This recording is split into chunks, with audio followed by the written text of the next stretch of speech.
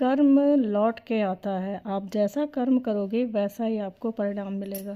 आइए आपको एक कहानी सुनाती हूँ। बहुत पहले गांव में दो दोस्त रहते थे। दोनों गरीब परिवार से थे। फिर उन्होंने डिसाइड किया कि हम लोग शहर जा कर के कुछ पैसे कमाएंगे, और दोनों ही एक साथ शहर चले गए। वहाँ पे उन्होंने एक छोटा मोटा काम देख लिया किसी ढाबे में, जहाँ पर वो चाय और समोसे ये सब लोगों तक पहुँचाते थे। उस ढाबे पे उन्होंने कई सालों तक काम किया और वहाँ रहते रहते बहुत सारी चीज़ों को बनाना सीख लिए।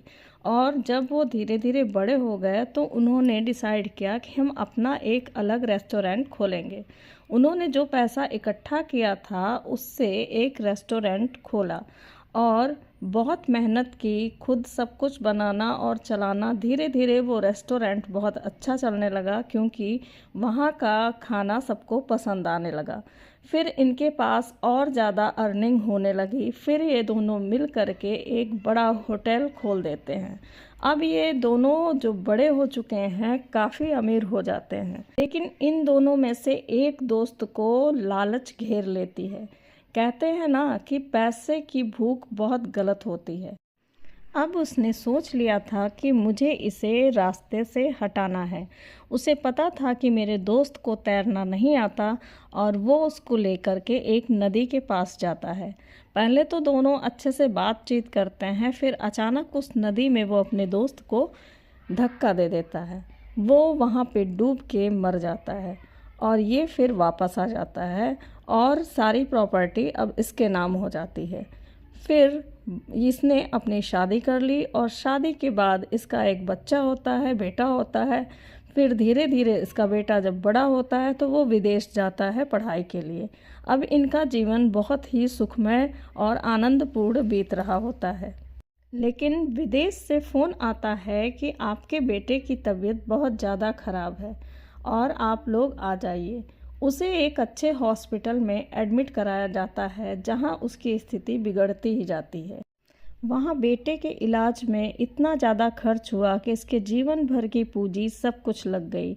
इसका होटल बिक गया, इसका घर बंगला सब कुछ बिक गया, लेकिन बच्चे की तबीयत बिगड़ती ही चली गई। और अब डॉक्टरों ने भी जवाब दे दिया कि आपका बेटा बच नहीं पाएगा, बस चंद घंटों का ही वो उसका जीवन है। फिर वो उससे मिलने अंदर जाते हैं तो देखते हैं कि वो बिल्कुल उसके हाथ पैर शरीर में जान नहीं है और वो उसे देख के रोने लगते हैं। फिर वही बेटा उनसे कहता, आप क्यों रो रहे हैं, मुझे पहचाना नहीं आपने? तो उसने कहा कि इसमें पहचानना क्या है, तुम तो मेरे बेटे हो।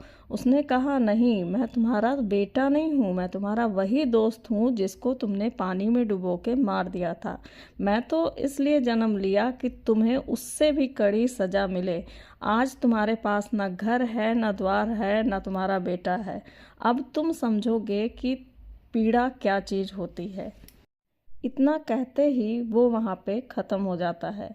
ये पति पत्नी बहुत ज़ोर ज़ोर से रोने लगते हैं, लेकिन इन्हें चुप कराने के लिए वहाँ कोई नहीं होता।